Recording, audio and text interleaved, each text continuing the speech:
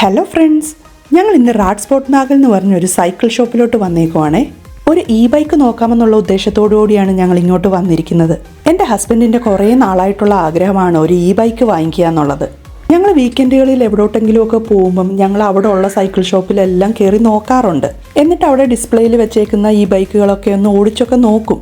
പിന്നെ അതിൻ്റെ റേറ്റൊക്കെ കാണുമ്പം ഇപ്പം അത്രയ്ക്ക് അത്യാവശ്യമൊന്നും ഇല്ലല്ലോ, പിന്നെ എപ്പോഴേലും വാങ്ങിക്കാമെന്ന് പറഞ്ഞിട്ട് തിരിച്ചിറങ്ങിപ്പോരും. ഇതാണ് പതിവ്. അങ്ങനെ ഇരിക്കുമ്പോഴാണ് അവരുടെ കമ്പനിയിൽ ജോബ് റാഡ് എന്ന് പറഞ്ഞ് പുതിയൊരു പ്രോഗ്രാം വന്നത്. ഇതൊരു ബൈക്ക് ലീസിംഗ് പ്രോഗ്രാമാണ്. ഈ പ്രോഗ്രാം വഴി ആ കമ്പനിയിലെ എംപ്ലോയീസിന് ബൈക്ക് ലീസിന് എടുക്കാൻ പറ്റും. 2 വർഷമാണ് ലീസിംഗ് പീരീഡ്. നമ്മുടെ കാറൊക്കെ ലീസിന് എടുക്കുന്നത് പോലെ തന്നെയാണ്. ഒരു ലീസിംഗ് എമൗണ്ട് വരും, അത് നമ്മുടെ EMI ഒക്കെ അടയ്ക്കുന്നത് പോലെ മന്ത്ലി പേ ചെയ്താൽ മതി. 2 വർഷം കഴിയുമ്പോൾ നമുക്ക് ഈ ബൈക്ക് റിട്ടേൺ ചെയ്തിട്ട് പുതിയ ബൈക്ക് വാങ്ങിക്കാം. അഥവാ നമുക്കിനി ബൈക്ക് വേണ്ടാന്നുണ്ടെങ്കിൽ നമുക്ക് ഈ കോൺട്രാക്റ്റ് ക്യാൻസൽ ചെയ്യാം. ഈ സൈക്കിൾ ഷോപ്പിൻ്റെ തൊട്ടപ്പുറത്ത് തന്നെ ഒരു പാർക്കിംഗ് ഏരിയയാണ്. അപ്പം ഞങ്ങൾ വിചാരിച്ച് അവിടെ പോയൊന്ന് ഓടിച്ചു നോക്കാമെന്ന്. അങ്ങനെ എൻ്റെ ഹസ്ബൻഡും മോനും ബൈക്ക് ഒരു 2 റൗണ്ട് ഓടിച്ചു നോക്കി കേട്ടോ. അവർക്ക് 2 പേർക്കും നല്ലോണം ഇഷ്ടപ്പെട്ടു കേട്ടോ ഈ ബൈക്ക്. നല്ല സ്പീഡിൽ ഓടിക്കാനും പറ്റും. അതുമാത്രമല്ല, ഈ കയറ്റമൊക്കെ പുഷ്പം പോലെ ഓടിച്ച് കയറ്റാൻ പറ്റും. എൻ്റെ ഹസ്ബൻഡ് ഓഫീസിലോട്ട് 3-4 കിലോമീറ്റർ ദൂരമേ ഉള്ളൂ. സാധാരണ സമ്മറിൽ പുള്ളിക്കാരൻ സൈക്കിളിൽ തന്നെയാണ് ഓഫീസിലോട്ട് പോകാറുള്ളത്. സമ്മറിൽ നല്ല ചൂടായതുകൊണ്ടും പിന്നെ കുറച്ച് കയറ്റമൊക്കെ ഉള്ളതുകൊണ്ടും അവിടെ ചെല്ലുമ്പോഴത്തേനും ആകെ വേർക്കും. ബൈക്ക് ഉണ്ടെങ്കിൽ വേഗം ഓഫീസിൽ എത്താനും പറ്റും. അതുപോലെ കയറ്റമൊന്നും കയറാൻ ഒരുപാട് എഫേർട്ട് നമുക്ക് ഇടണ്ടാത്തതുകൊണ്ട് ഒരുപാട് വേർക്കാതൊക്കെ അങ്ങ് ചെല്ലാം. ഞങ്ങൾ ട്രൈ ചെയ്യാനെടുത്ത ബൈക്ക് മെൻസ് ബൈക്ക് ആയതുകൊണ്ട് എനിക്ക് പേടി തോന്നി അതിൻ്റെ മേളിൽ കയറി ഓടിക്കാൻ.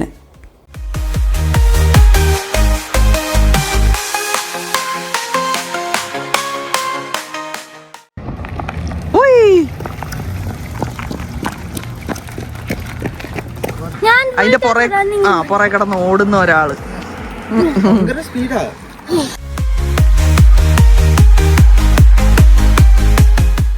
എൻ്റെ മോൾക്കാണെങ്കിൽ ബൈക്ക് ഒന്ന് ഓടിച്ചു നോക്കണമെന്നുണ്ടായിരുന്നു. അതിൽ കയറാനൊരു ശ്രമവും നടത്തി നോക്കി. പക്ഷേ ഇത് ഭയങ്കര വലുതാ അവൾക്ക്. കുറേ ശ്രമിച്ചിട്ടും കയറാൻ പറ്റാത്തതുകൊണ്ട് പിന്നെ ദേഷ്യം വന്നു. ഒരാൾ പിണങ്ങിപ്പോയെന്ന് തോന്നുന്നു, ഇരിക്കാൻ പറ്റാഞ്ഞോണ്ട്. ഓപ്പൺ ചെയ്യുന്നേ.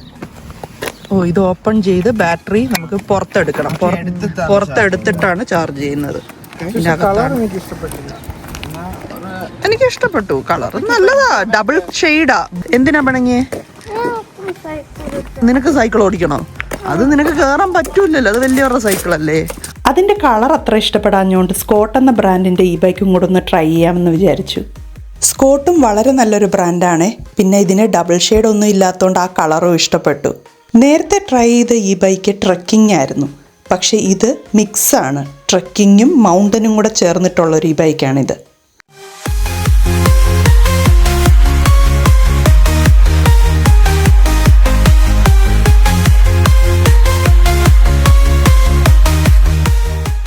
ഓടിച്ചു നോക്കിയപ്പോൾ ഇത് 2 പേർക്കും നന്നായിട്ട് ഇഷ്ടപ്പെട്ടു.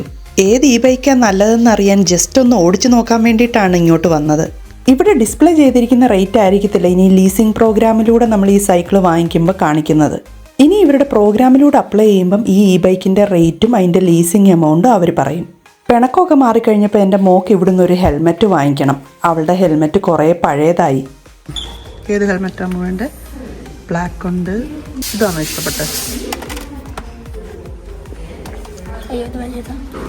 ചെറുതാക്കാൻ പറ്റുമായിരിക്കും.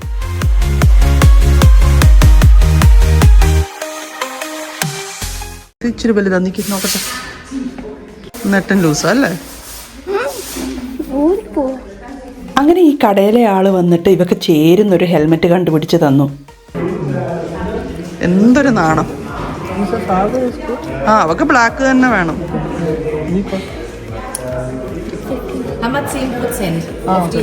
ഹെൽമെറ്റിന് 10% ഓഫ് ഉണ്ടെന്ന് അവർ പറഞ്ഞു. എന്നാൽ ഞങ്ങൾ വിചാരിച്ചു ഇപ്പം തന്നെ വാങ്ങിച്ചേക്കാന്ന്. അങ്ങനെ ഞങ്ങൾ ഹെൽമെറ്റും വാങ്ങിച്ചു. ഒരു ഗാർഡൻ ഷോപ്പിൽ കയറി കുറേ പൂക്കളും വാങ്ങിച്ചിട്ട് ഞങ്ങൾ തിരിച്ച് വീട്ടിലെത്തി. ഇനി പുതിയൊരു വീഡിയോ ആയിട്ട് നമുക്ക് വീണ്ടും കാണാം. അതുവരെ എല്ലാവർക്കും ബൈ ബൈ.